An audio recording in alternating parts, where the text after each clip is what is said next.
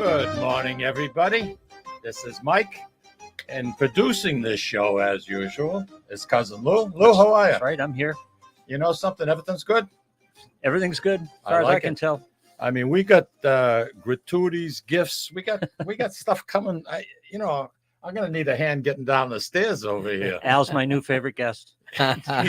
Anybody The latest guy to bring food is my new favorite guest. That's exactly what he says all the time. Yeah. You know, Restaurante Melise, when the girls come in, they always bring in food. When Joe Farrow comes in, he brings in food. Grazie's. There's a theme. Mostly restaurants, commercials. You know what I mean? and it works out that way. Hey, everybody. Good morning. I know it's a little bit rainy, but you know something? The month of February. Oh, my gosh. This has been like a piece of cake. We've had no winter to speak of. Oh, wait a second. No snow, but it's been cold. Yeah, cold 1 day, 2 days. Oh, no, that's not cold. Oh, it's cold is when it's 12, 13, 14 days. But I saw a few people ice fishing on Canopy, and that was good. I haven't seen that in a couple of years. Yeah, So, I wouldn't want to go on the ice this year. How do you know that it's thick enough? well, you know, the fire department in Wyndham used to come down, and they would drill a hole, and they would post the thickness of the ice. We're going back about 6 years ago. Now they don't. But, you know, I don't understand why somebody would bring like a 4-wheel drive vehicle on the ice. That scares the living bejeebers out of me. But, I sunk a Jeep once. Huh? I sunk a Jeep once. Really? I was in a Jeep that was sunk. Oh, I almost made it to the other side of the lake. Almost. The key word here is almost. Hey, everybody, we have a special guest with us this morning. Someone that Mikey is very proud of. I'll put it to you that way. Someone who's done exceptionally well for himself. And I know the family. I know his dad. I know how hard they work. And when it comes to food, there's nobody that has a better name in the business. As a matter of fact, the Griffin Report. Al, why don't you tell people, is the Griffin Report still going on? Did somebody buy them out? They're bought out. They're the Shelby Report now. They're the Shelby. Okay. Well, if you were in the food business, Griffin Report was like the Bible. That's right. The Bible. And I believe it was 2009, I think, they recognized the Letizio family in the food business. And you got an award for it and all that, your family. And, you know, to be recognized by the Griffin Report, that really took a lot of juice. And I'm so glad that they did recognize your family, because the history is absolutely amazing. This is Al Letizio. And like I said, if you're in the New Hampshire area, you're over by exit 3 and you're coming toward Lawrence, going south, and you look at that beautiful complex there with the Searles replica tower right off the highway. This is the guy who's responsible for it. And yesterday afternoon, we had a chance to spend a little bit of time together. I had a whirlwind day. I was up by your end, Louis. I had to go to Salisbury yesterday. Oh, did you? Yeah. I met the guys up for breakfast. We went to a place called Nancy's Marshview. Yes. Just before the bridge going into Newburyport. Right on Bridge Street. Yeah. Right on Bridge Street. Yeah.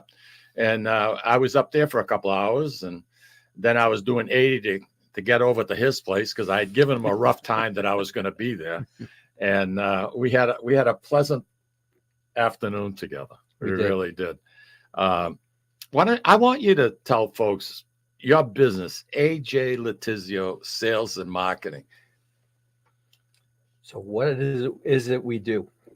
That's the $1 million question. Yes, we get that question all the time. So a lot of people who are driving by the place wonder, you know, is this a government office? Are you guys in the insurance business? Are you architects or engineers? What is it that you're doing there? It's a good question. And it's Windham, New Hampshire is our corporate headquarters for our company, and we are a wholesale food sales and marketing agency. So we are essentially a professional sales agency that represents food companies, and we sell product to the food service and supermarket business in the Eastern United States. So in our area, you have, say, Market Basket.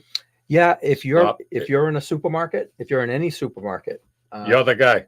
Yeah, we've got products that we are selling that we sell for companies as their sales force into those supermarkets. And if you're in a restaurant, chances are several items on the menu are originating from being sold from our place.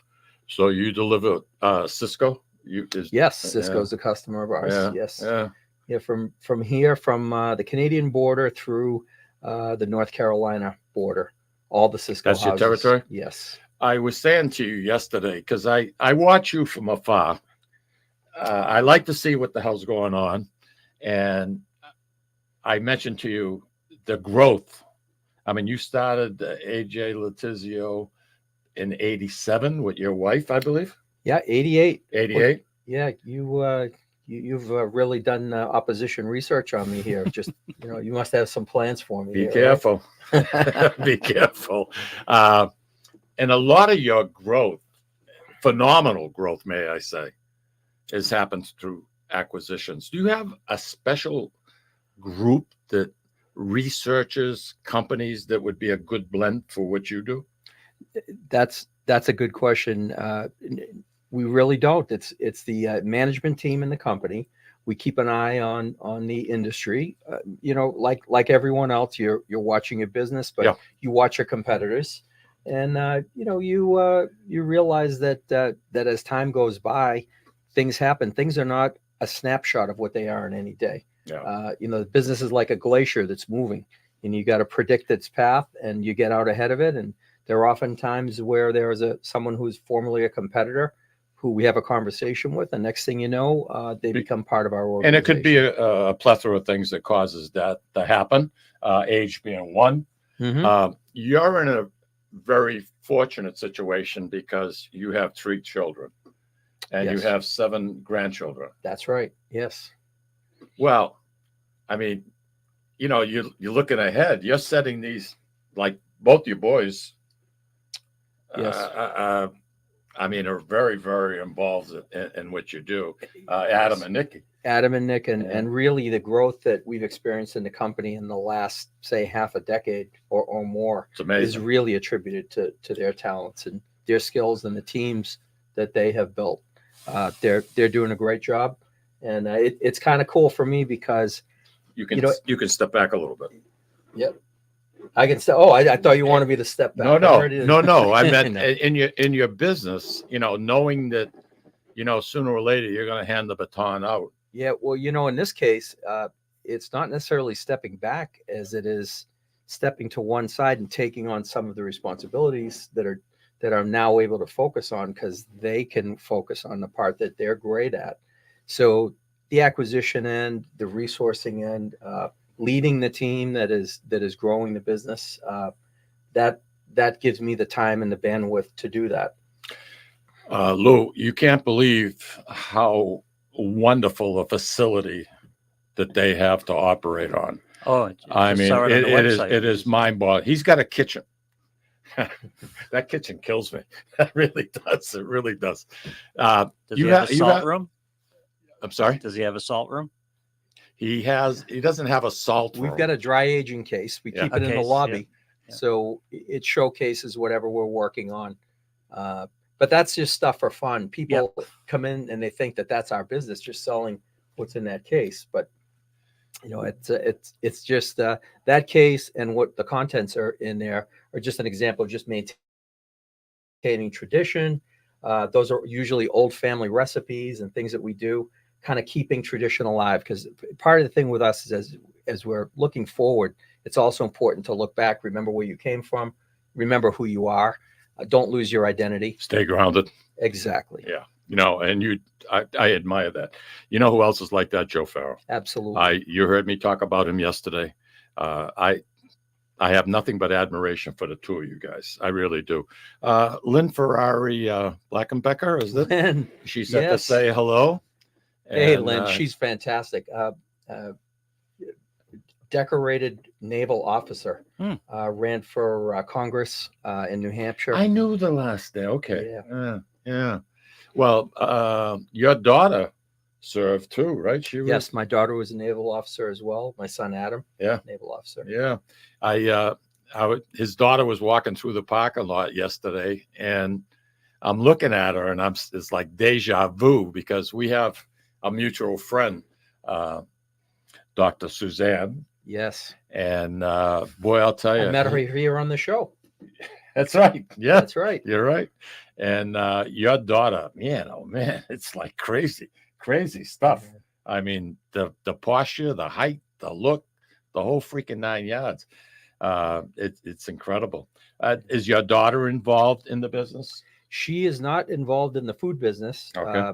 My two sons, actually, and I was just talking to my friend Sal Lupoli this morning. I don't know if you know Sal, partner with Joe Farrow and some great operations, but Sal's kids are getting involved eventually in his business. But he and I were talking about the importance of working in other enterprises before you work in your family business, and how it's important for people to establish their identity, learn what it's like to work elsewhere, and not necessarily have the expectation of being in a family business. Good point. Both of my sons did the same thing. Adam in the Navy, and really in a very responsible position in the Navy as a naval officer, naval aviator, and my son Nick, who was really brilliant and worked in the pharmaceutical industry for a while, involved in analytics, and just had a very promising career like his brother did in that area.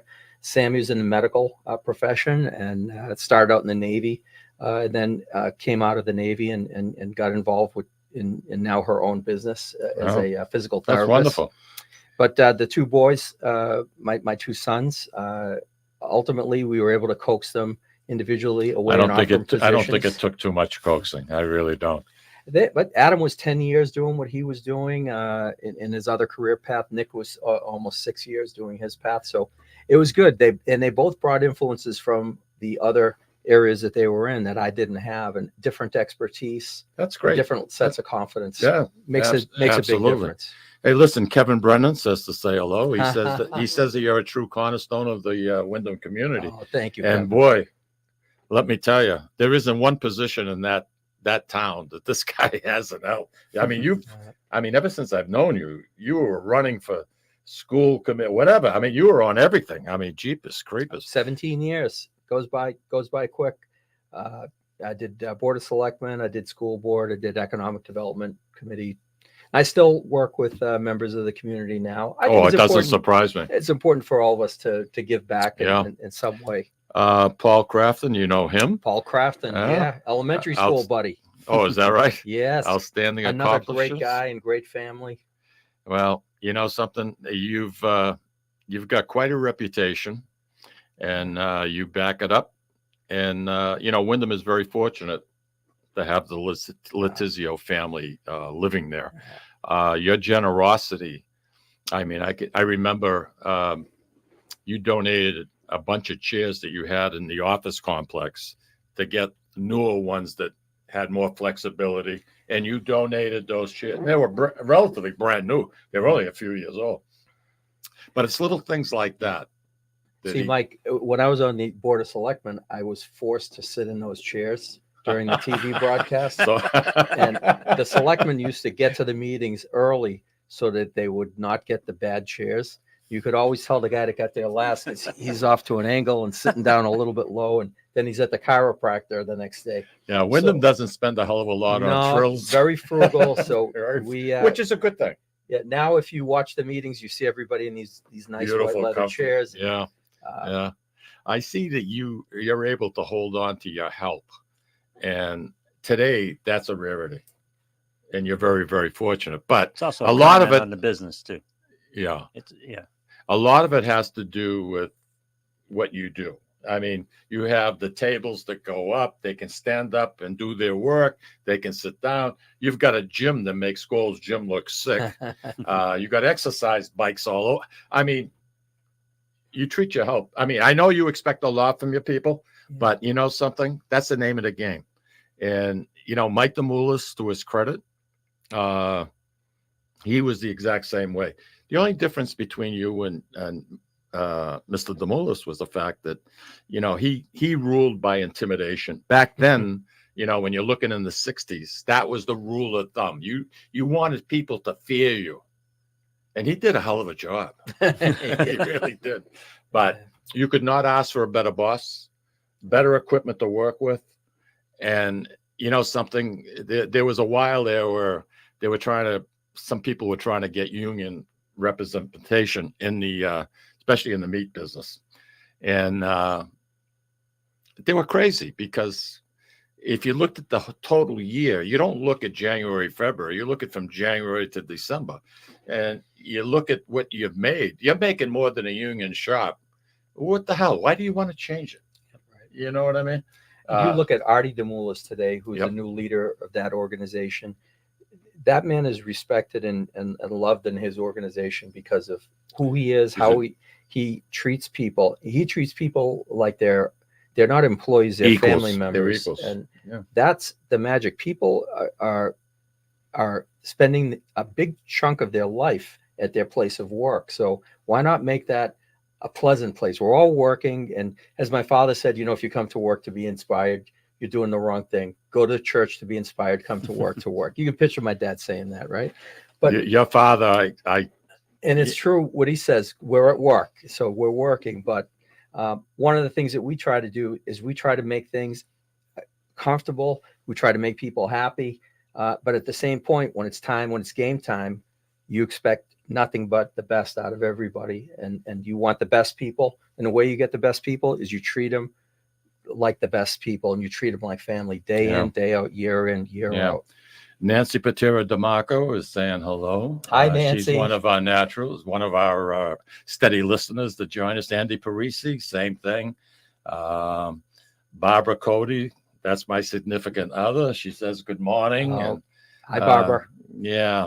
And, something, we're very fortunate. We have some nice people, and, it's a good thing. It's a nice place to hang out on a Friday morning, Mike. Really, it's like going down to the barber shop. When you were a kid, you went with your grandfather down to the barber shop, and everybody's waiting to get their hair cut, and there's conversation and friendly atmosphere. Where is that in the world? Speaking of barber shops, There's there's one thing better here.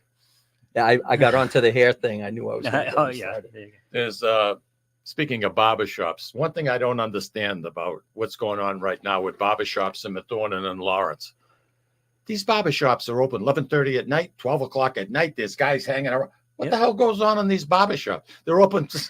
They're open. It's a hangout. 18 hours a day. It's just what Al was talking about. It's a hangout. It's a little men's club. Yeah. The world is a different place. Yep. People's schedules are busy. You have kids. You have. You really think that's the reason why they're open? Well, are you serious? Hey, listen. You see it in the food business. I mean, people are in a rush. You go into a restaurant and you're waiting to be seated, and the DoorDash guy is coming in there picking up 20 orders to take out. Those are the people who are eating at home, but they're still eating from a restaurant, but they're eating from home. I mean, is that food service? Is that eating at home? Do you know, Mike, that the term that used to be that we grew up with, retail food service, right? Yep, retail food. You're in the food business. You understand retail is the supermarket. Food service is the restaurant. Right. Those terms are changing. They're more. The term now is food at home and food away from home. Okay, because it's where you're consuming the food. Because you could buy it from the retailer but consume it at home. Yeah. You could buy it from the retailer, consume it on premise.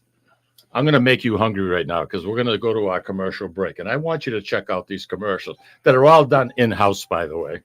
And you let me know what you think. Louis, why don't we take a break?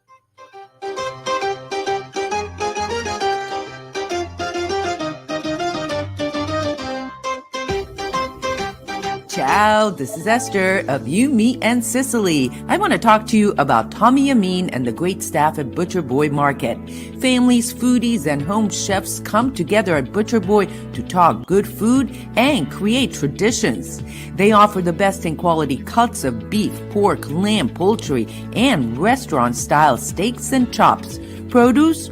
All of their produce is hand-selected to complement any meal or even to make it your main course.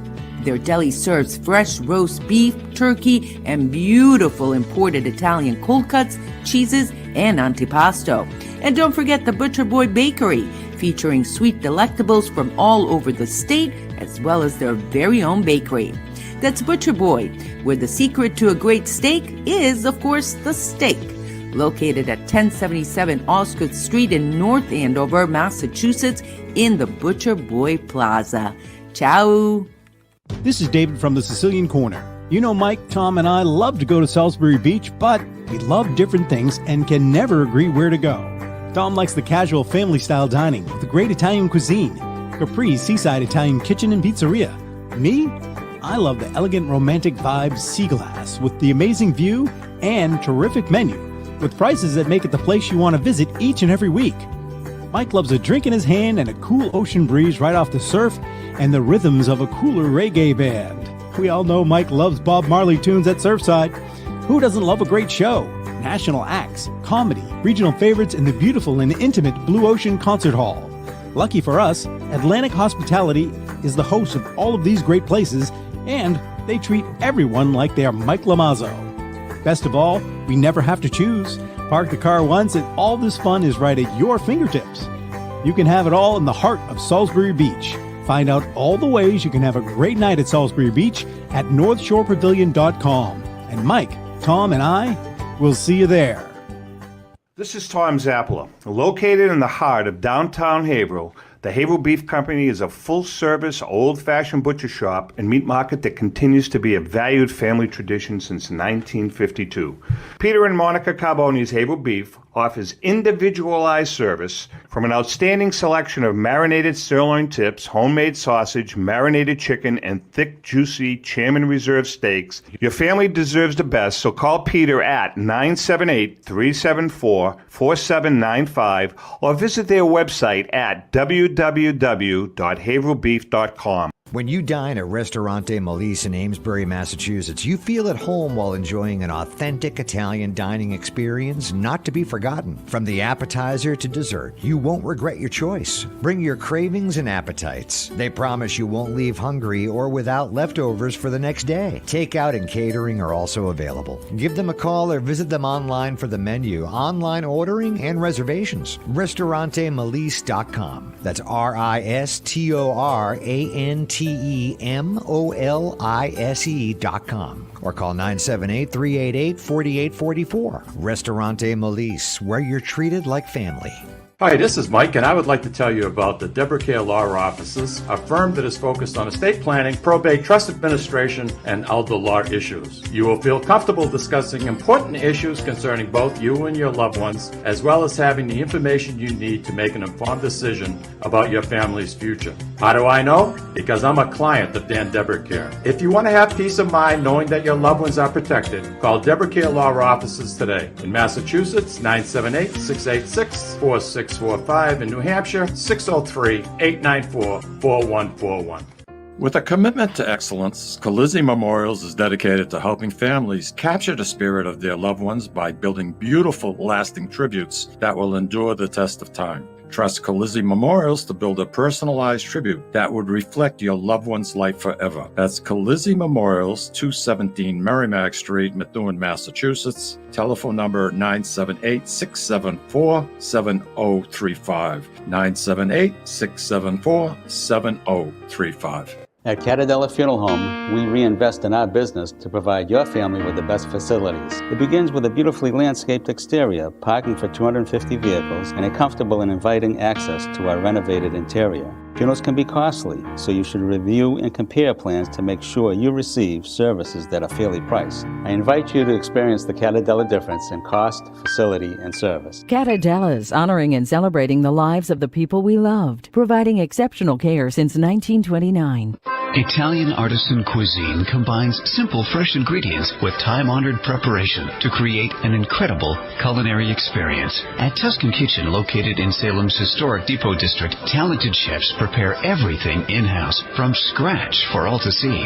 Guests enjoy their meal literally in our kitchen as food is prepared right in front of you. Wood ovens burn from morning till night, roasting vegetables, baking bread, and firing delightful thin-crust pizzas. Prime steaks are seared on a wood grill. grill. A rotisserie slowly roasts marinated whole chickens and lamb, while a pasta maker creates fresh fettuccine. More than just artisan cuisine, Tuscan Kitchen features the wine bar, live entertainment, weekly wine tastings, and elegant private dining and event space. Call 603-952-4875 or visit TuscanKitchen.com to make a reservation and learn more about the culinary adventure that awaits. In Italy, cooking is an art form. Tuscan Kitchen. Experience artisan Italian. Orthopedics Northeast and Essex Orthopedics have joined forces as Mobility Bone and Joint Institute to bring improved access and outstanding medical care. While our name has changed, our dedication to exceptional care remains the same as it has for the past 30 years. Same location, 16 Pelham Road, Salem, New Hampshire. This is Cindy, and Mike Kunstler, owners and operators of Four Oaks Country Club and Grazie Italian Restaurant in Drake, Massachusetts. Grazie Italian Restaurant is the hidden gem of the Merrimack Valley. Why is that? We have an incredible chef, Oscar Figueroa. In the words of local famous chef and restaurant owner Lydia Shire, Oscar thrives on hard work. He is capable and gifted. No one makes better food. Scallops, seared to perfection. House-made ravioli with farm-fresh local corn. And buttery, tender, lazy man's lobster, just to name a few. You have to come experience Grazie Italian Restaurant for yourself. Grazie Italian Restaurant, located at Four Oaks Country Club, 80 Meadow Creek Drive in Drake, Massachusetts. Hope to see you soon. I told you I'd make you hungry. Huh? That wasn't bad, right? You got Angelo. You know Angelo? Angelo is saying he joined your company 11 years ago, and it was the best thing that ever happened to him. Angelo Denise, our corporate executive chef. Oh, wow. Fantastic guy. His presentations are awesome. I mean, I showed you some pictures. Yeah, I was just looking at him. Right now we have a caller for you. Roger, you're on the Sicilian Corner. Good morning, Michael. Good morning, Al. How are you? Hi, Roger. I'm doing well. Al, I met you, I talked to you previously. I met you at Steel Lumber after you pulled that, what I called an incredible stunt, had chutzpah. When you had, you know what I'm talking about. I'm not sure I do. Out there, which one? I'm worried. President Obama drove by and said, "No, you, Mr. President, you did not." I'm paraphrasing now. You did not build this business. I did. Oh, that's right. That's right, Roger. Yes, I remember that. It was in the paper. Yeah. That has stuck in my head forever. That speaks volumes. That speaks volumes. Yeah. Yeah, that was an interesting, fun day interacting with a president of the United States. And hey, that's a great thing. That's why our families immigrated to this country when they did, because we have freedom of speech. Imagine if you tried to do that in Cuba or in North Korea or in Russia. I mean, that would be the end of you. I mean, you can stand up in front of a president of the United States. The motorcade actually slowed down and he read the sign. He didn't like it, but I'm still alive, right? Yeah, you're known for your great country. You're known for your signs. It's a great country we live in, that we have the freedom to express ourselves. No question. Not only that, but I had the pleasure of doing work for your dad, your mom and dad. Okay. I had to do some stair treads that they had a problem with. Oh yes. Yeah. That was me, and they were delight to work for, demanding, but it was but, you know, call me out when you think I'm wrong. There you go. Fine. I get that. Oh. It pushes the envelope. Roger, I'm so glad you called in to say hello, because I know you have a lot of respect for Al and his family, and you know something, he's a great representative of our little community, and I'm really happy to call him a friend of mine. To be honest with you, it's always a pleasure. I mean, we laugh. We're together. We laugh like two kids. That's right. So it's a good time. But and I have a family recipe. If you're interested, I gave some to your mom and dad with a melon plant. Mike knows about it. Lou knows about it. And if there's any kitchen that can bring this thing to market, it is Letizio. That's it. Thank you, Rob. And if you want, I'll give the recipe to Mike. Okay. Here we and go. Do what you want with it.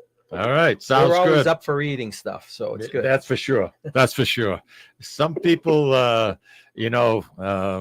eat to live, and some people live to eat. Right, Al? That's right. I mean, we enjoy as much as that. I love sitting alongside of him because he's got a tremendous appetite, just like I do. And something, good food, good people, good friend. I mean, it's beautiful. Roger, thank you very much for the call, pal. Have a wonderful weekend. Ciao. Take care. I don't know if it's our Italian in us, but like he brought that food today, and it's just a whole new feeling. It's like all the Italians are up here hanging around that food, and it's just awesome. Yeah, it's it's like you can have a big meal like say Easter or Christmas, and my family now isn't what it used to be because so many people have passed away. But I mean, we'd be 26, 28 people for a sit-down meal, and it would be from soup to nuts. Right. But the one thing that I always enjoyed is we'd make some stuffed artichokes, and we'd make 2 big platters of stuffed artichokes. And stuffed artichokes, it's very slow to eat. It's like you're picking, but the conversation, all of a sudden, the tempo slows right down. And people start talking, and you're eating an artichoke. Before you know it, an hour went by on a little. And they're delicious. It's fun to get to the center because you got a little extra sausage in there. Life is. What was in the stuffing with when you guys did? Yeah, did you do bread stuffing or was it? Look at Al get into this. Al just dove right into this. Yeah. We he perked up, didn't he? Big artichoke family. No. Big artichoke family. We used Progresso breadcrumb. We added extra cheese to it. A little sauce, or did you not? No sauce. No sauce. No. Extra virgin olive oil was put it in the blender and chop it up, the garlic with a little bit of garlic, fresh parsley to get it through the blender, and then sprinkle it in between. Open it up, smash it down a little bit, open the leaves, and then you sprizzle over extra virgin olive oil. But you have a big platter. Yeah. And oh man, nothing like it. Mary and Joseph, what a freaking ball that was. The other day, just for chuckles, it was about 2 or 3 weeks ago. I was in Shaw's, and the artichokes looked absolutely superb. Looked superb. So I bought a couple. I couldn't wait to get home. You got to cut the tips off. You got to cut the tips, or you're going to lose your tongue. That's right. You'll be bleeding out of every orifice in your body. Yeah. But Jesus, they come out good. Oh God, they come out good. That's great. That's great. We were talking yesterday, and I'm saying this to our listeners, and I just want to give you an idea of the size, the scope of what this gentleman does. Picture a market basket trailer, 44-foot trailer on the highway. Now try to picture 400 of them back to back to back to back. 400 44-foot trailers. That's the amount of business that this guy writes every single day. 400 trailers of product. Right. Unfreaking believable. Yeah. Well, listen, it all started out from our family's little market on Lawrence Street, right? And it wasn't 400 trucks. It wasn't 200. It wasn't one truck. But it was taking care of people's needs and being there to be of service and helping other people first. And some people couldn't pay, and you gave them credit, the family. I mean, you know something? It grows from there. Yeah. And what we've been able to do is scale our business. So we've been fortunate to do that with talented people. We scale it. But what it comes down to is fundamentally the exact same thing that was going on in that little market. That went on when you were in the business. You're interacting with people. I started at 13 up at the Butcher Boy. Most of the people who listen to this show know that. And it was one hell of an experience, let me tell you. And it wasn't all about you or the Yamin family. It was about the customers. Everything you did, the displays you made, people came in and consulted with you. They're having a meal. They're having people over. They're asking, what should I have? Something that's very true. And then they'd come in and tell you about it afterwards. Oh, yeah. Because you become part of their experience in life. So it's not just about what's your price for this or that. Anybody can do that. Now it's about you become a part of their experience in their life. I would go. I never liked to eat lunch when I worked, but I used to like to get out of the store for a while, and I'd go for a walk around the parking lot. That was Mike's routine. Mm-hmm. I enjoyed doing that. And then I'd come back into the store, and I would act as a customer and walk my meat case from the front as a customer sees it, because you're behind the case all day long. Yeah. And I'd look for things that were wrong in my case. And there would be something there that I probably looked at all day long, and I didn't react to it But here I'm looking at it in a different view, and I'm pulling it. Yeah. And that to me, but anyway, I take off and walk around, and then I come back, and we had what they call someone who ran the back room, and Hey, Mike, I got to stop you. That thing that you just said about walking the front of the case, if any of my team members are listening, they're smiling right now because that is something early on when they start that I have everybody do. Step back Good. from what you're doing. Good for Get you. out front, look at it from other people's perspective, and you'll find 1, 2, 3, 4, 5 things. And you know what I see now? Years later, I see them doing that with our new staff member. They're taking them so and important. bringing them out front, because everything that we're doing is for the experience of the person who is the customer. And you can never lose sight to that. That's what it's all about. And that's the first part of the meal, that first experience when you're picking out your food. It's part of the whole experience. So it's you're at the mealtime. It's begun. That's right. We have Perry Coughlin. He's saying, good morning, guys. And he's in the meat business. He represents Nolan Ryan Beef. And, boy. yeah. Oh, yeah. That's top end all the way.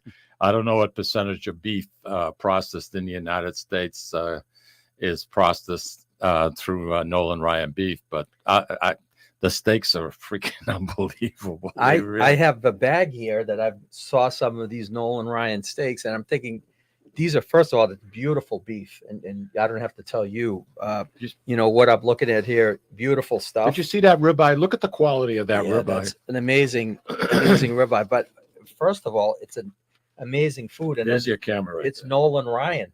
What a combination! You know, the name is important, but it's not everything. It's people want to be not spoiled, but people want to be treated to something special. And you look at the marbling throughout that. Incredible marbling for a choice I mean, that's product. a perfect cut. But the thing about Nolan Ryan is it's not an athlete slapping a name on the thing. This is what he does, and this is what he did before. He did baseball. before he even threw a first pitch. Yeah, this has been part of his life forever. I hope you enjoy those. Absolutely. See, this all been about food all day today. You know, you and I and Louis, we could do 4 hours here today without God, even, you know, taking a sip of water, to be honest with you. Oh, you guys cleaned up that copa and sopressata that I brought in this morning. I mean, So good. Did you see? Fresh stick from Tripoli Bakery? Did you see Pat Costa? He was. Get out of my way! Yeah. Get out of my way! Here I come! Here I come! Donna just says she's on her way to Shaw's to get some artichokes. There we go. Oh, Donna. Yeah, another great person from Windham, and another person who volunteers her time and helps the community in all she does. No, you have something. to teach me. I've never done that.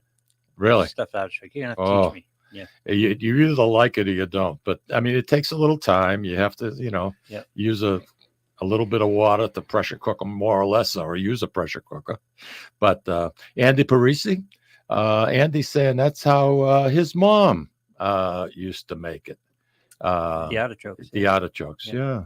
Now, we had it with a little bit of sauce, and I think the acid in the sauce would help to soften the leaves a little bit. If you a little bit, it wasn't like soaked in sauce. You know, I used to put extra virgin olive oil and a couple of cloves of garlic in the little bit of water that you're steaming it.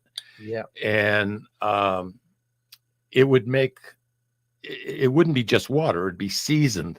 So you get a tablespoon and you sprinkle over the top of the artichoke or on the sides as it's getting tender, and the leaves, you know it's done when you can pull a leaf out very easily. But I'll tell you, between that water that you're cooking it in and the extra virgin olive oil and the seasonings, Jeepers Creepers. Where can you go and even see the artichoke on the menu like that? Nobody. It's labor. It takes too long. Yeah. Lou, we have to teach you how to eat it too, because you take the leaf, you put it in your mouth, you scrape it with your teeth, and then you put the leaf off to the side and you move to the next You go to one. Restaurante Molise for the artichoke hearts, but stuffed artichokes are hard to come by now. Because Mike's right, it's too labor intensive. They're hard to make, they're hard to eat. Yeah. Well, getting back to your business, I can't help but notice that next door to you, there's some new buildings going up. Are you associated with them? Yes, I am. Yes, I am. So one of the things that when we built our new building in 2019, I was anticipating that this was a facility that we would be able to have for way into the foreseeable future. And everything that we're doing now, we're thinking about with a 20-year game plan in mind. What we realize, though, you're thinking grandchildren is what you're thinking. Absolutely, they're going to take it over. We're thinking ahead. Every day we walk into that building, we walk by the picture of the family market from 1912. That's the wallpaper on one of the walls to remind us where we came from. Good for you. But we're focused on the future, and that's the fun thing, is the future is coming fast, because this whole thing, as the world changes and things become impersonal, we forget that everybody's still a human being. They like to be treated like a part of a family. Amen. They like to eat. They like to, they're just simple things. They like to be at their kids' games. They like to be, around people that they like. So we foster this whole thing with the most talented people in the food industry, and the growth has been explosive with the company. I know. Thank God. A lot of these companies that are out there, they're trying to make money by cutting expenses. Cutting expenses means cutting the benefits that go to people, less people, cutting compensation, making people live on less in an inflationary environment. We try to give them more, but we expect more, and people deliver way more than you would ever expect. So that's what's fostered the growth. The additional buildings, the additional real estate is to stay ahead of our growth, so that we're not stuck on an island where we are. So we have 24 new offices. We put in a facility right next door. It's called a campus now. It's Letizio campus. Yeah. Listen, I'm up against the break. Yeah. All right. Absolutely. Hold on to your thoughts. We'll come back. Okay. We got a couple of things we're going to talk about. Louis, why don't you take us out, pal?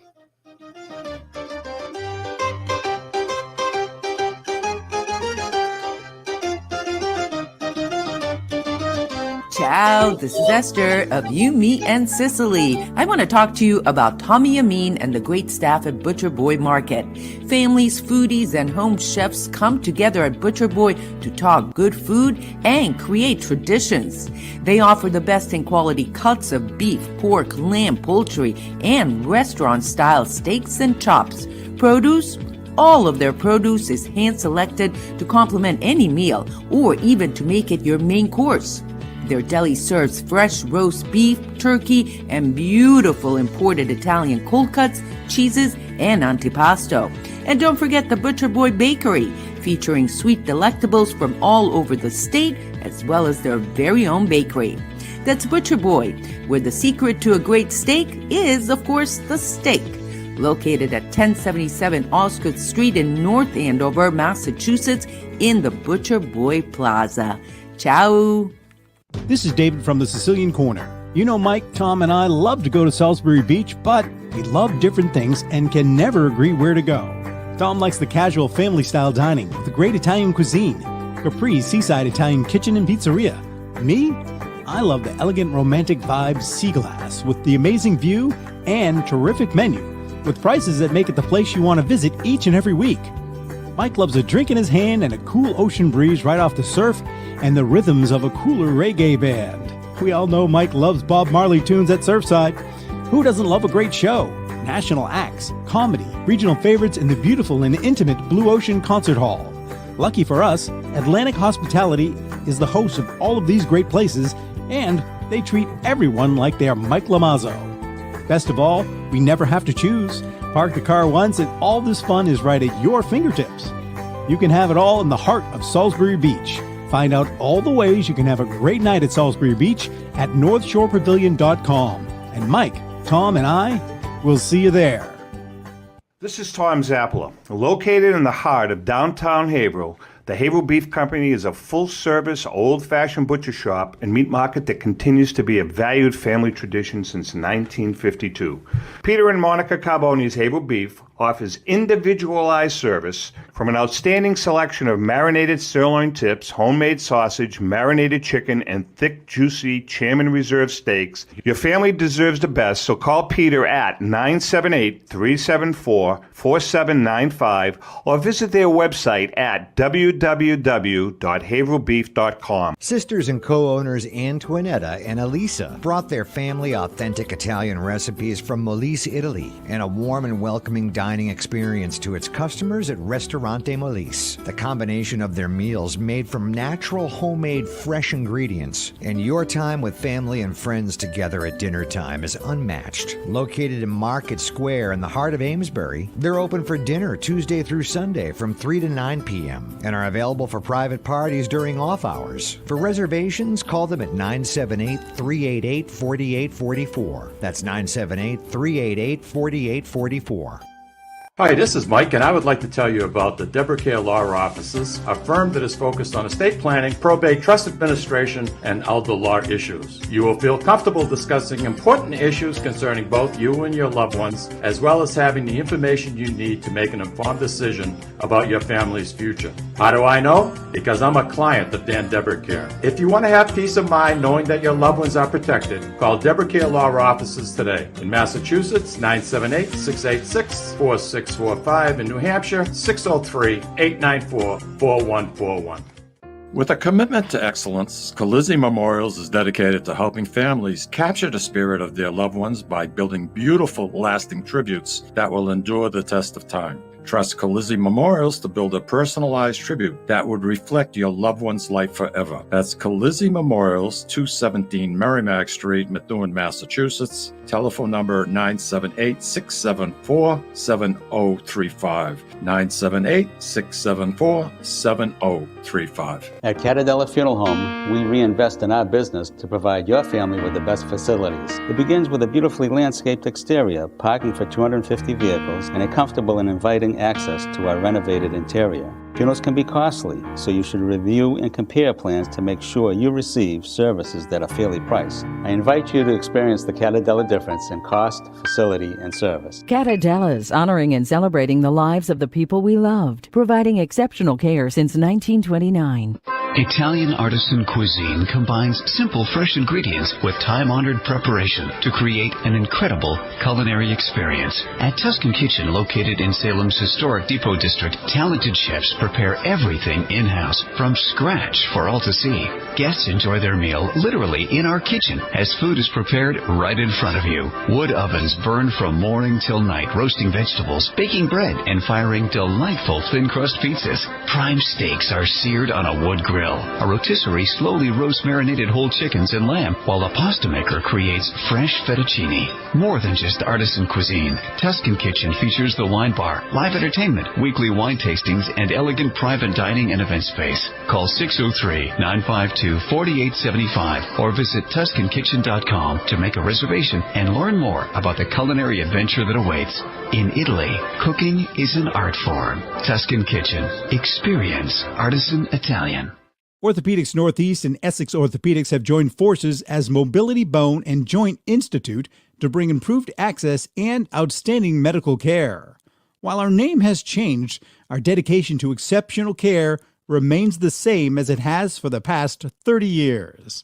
Same location, 16 Pelham Road, Salem, New Hampshire. This is Cindy, And Mike Kunstler. owners and operators of Four Oaks Country Club and Grazie Italian Restaurant in Drake, Massachusetts. Grazie Italian Restaurant is the hidden gem of the Merrimack Valley. Why is that? We have an incredible chef, Oscar Figueroa. In the words of local famous chef and restaurant owner Lydia Shire, Oscar thrives on hard work. he is capable and gifted. No one makes better food. Scallops, seared to perfection. House-made ravioli with farm-fresh local corn. And buttery, tender, lazy man's lobster, just to name a few. You have to come experience Grazie Italian Restaurant for yourself. Grazie Italian Restaurant, located at Four Oaks Country Club, 80 Meadow Creek Drive in Drake, Massachusetts. Hope to see you soon. Hope to see you soon. Al's on his way now. Never mind. See you soon. Looked incredible. Donna was just saying that the stuffed artichokes makes her connect back to her Sicilian heritage. And she's 100% correct. She's 100% correct. Hey, listen, let's get off of food for a little bit. I know it's hard, but try to follow me a little bit. The year is 1938. Northern Massachusetts, southern New Hampshire is getting rocked by one of the worst hurricanes ever recorded in our area. That's right. Trees down everywhere. I mean, this is massive destruction. I mean, it was like sheer cutting property. I mean, just mowing everything down. And of course, when you have that many trees down, you can't let them rot there, because now you've got the chance of having forest fires and whatnot. So, Al, if you don't mind, tell us a little bit about what took place. Yeah. So this, growing up in Salem, New Hampshire, and, riding my bike down the street and going fishing in Canopy Lake as a kid, you'd sometimes, when the lake was low, you would see these logs around. And, when you grow up with this, you kind of get used to it, and you don't ask questions, it had something to do with the hurricane. Well, as time went on, I started noticing the logs are still there. I want to learn a little bit more about this. So we started digging into it and realized that the hurricane of 1938, you're right, one of the worst natural disasters in the 20th century. My father used to talk about it all the time. It was really the East Coast of the United States was caught off guard. Right. They didn't have prediction things like they have now. You didn't have radar. You didn't have the ability to have satellite imagery. So we really just got taken out and with one of these 100-year events. And actually, it hit in southern Connecticut and it rammed its way up through New England. And it was such a disaster. It was unbelievable. Ships sunk. I mean, if you can imagine this, the USS Constitution was ripped from its moorings and was just floating free around Boston Harbor. Amazing. I didn't know that. Oh, yeah. I didn't know that either, Canopy Lake Park back then, trees down every place, ripped to shreds, railroad tracks closed, streets closed. It was a terrible thing. So the Governor Murphy in New Hampshire recognized after this happened, there's a relief effort to clean everything up. He realizes we have a real problem in New Hampshire, because New Hampshire is largely a forested area, and you had all of this timber on the ground. So the concern now was forest fire, wildfires that could have consumed the state. So they went to President Roosevelt, got federal funding, created an agency, a forestry agency, came here to New Hampshire and Central Mass, and they started recognizing they had to get rid of all this timber. And there was estimated 1.2 million board feet of lumber, enough to build 300,000 homes, I think was the number back in 1938. So it's not like you're going to just take this wood and go someplace where they'll put it on the market. But that's what the thought was. Let's get this out of the way. Let's sell it. Let's get it out. Well, now along comes New Hampshire farmers who, they didn't have 401ks back then, but what they had is they had their pasture, and then they had some standing timber, and they used to sell some of it every year. And that's how they sustained their families. Yeah. Well, now if you flooded the market with this, you would drop the price of timber for years. I mean, there was years worth of stuff down. So they lobbied the government, don't put this on the market. You got it. So now you have an impossible situation. What are you going to do with all this lumber? So someone came up with the thought, we've got to store it somehow. Well, if you store it on land, it's going to rot. So they came up with wet storage as a solution. And they identified several places in New England. Actually, 229. That's right. Yeah. That's right. You're a wealth of knowledge, Mike. Useless. On my family and on the hurricane. Useless. So they identified all these spots and determined that they were going to do wet storage. So they inventoried all the lumber. They brought it there using federal taxpayer money. And Canopy Lake was one of these places. It was actually number 29. Lou, this is Mikey Diggs. Yeah, he's incredible. He's I can always tell where Mikey research. I love this. I love this stuff because every once in a while we see those logs floating. Yeah, and they're all stamped. Yeah, they're stamped. The USDA thought that they would take them out at a later point. These are going to be the property of the federal government. So they sectioned the logs, they stamped them USDA, and they submerged them, kept a detailed inventory of where they were. Well, this was all done in 1939. And then shortly after that, by 1941, we have a national crisis. We're in World War II. Roosevelt is gone. These agencies are dissolved. This entire program was abandoned, and the logs in all these ponds were just left, which is where they still are today. Perfectly preserved, by the way. Yeah. So we actually took it upon ourselves to send a little crew in, excavate some of the logs, bring them out. We researched and found someone who is an expert at curating this wood. So we actually went through a specific process of taking it out, inventorying it, cutting it, drying it, which took over a year just to dry it properly. I'm sure. And then we realized we got all this wood. What are we going to do with it?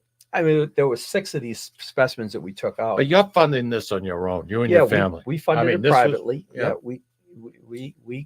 We decided let's return this to the community. So we took the logs, and one of my daughter's friends from Special Forces, who's down in Virginia, who's a disabled veteran, has a company that makes these really beautiful American flags out of wood. So we thought, wouldn't this be a great thing to take this wood, transport it down to Virginia after it's cured, and have it made into these American flags?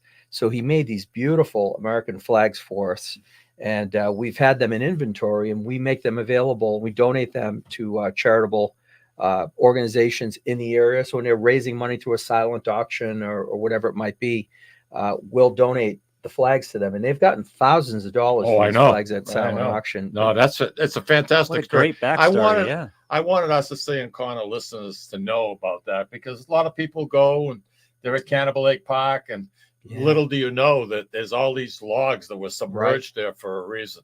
So the governor has one in his office. I know. Hey, listen, we're up against the break, and this hour flew by. I mean, we could have done like 3 hours.